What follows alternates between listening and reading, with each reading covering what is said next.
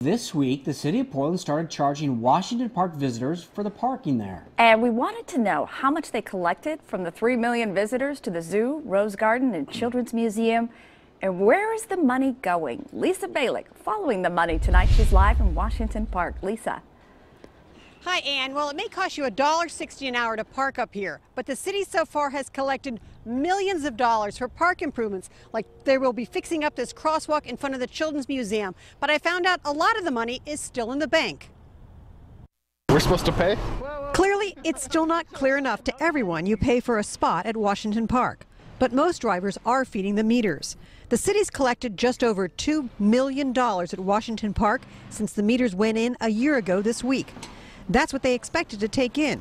So the fee doesn't seem to have kept many visitors away. But you know, it's for a worthy cause, so we love this area, the zoo and the museums. I checked on parking tickets and learned even though the city has collected $23,000 in fines up here, 98% of visitors feed the meters.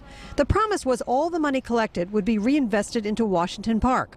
I learned the city has spent hundreds of thousands of those dollars on new paving, a park shuttle free for visitors, park rangers, customer service and administrative staff, signs, and they've started working on a safer crosswalk in front of the Children's Museum. But I found out more than half the money collected hasn't been spent.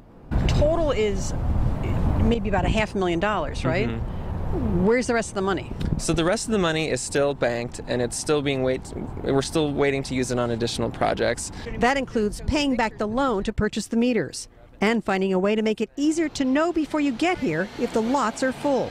We're going to be installing parking space counters so people actually know how many spaces are available when they come up to the park, and they can see online, on the web, on their phone. The all-day fee is $6.40 in the summer, $4 in the winter. Some visitors tell me it has curtailed their visits when they're already paying $20 for a parent and child to get into the Children's Museum or the zoo. We came a lot more often. We have a membership, but we came a lot more often when we didn't have to pay for the parking. But pay to park is here to stay, and there are no plans to raise their rates, at least for now. Now, the city also just texted me and told me that keep in mind that their fiscal year goes through June of this year, so that's why some of that money has still not been spent yet.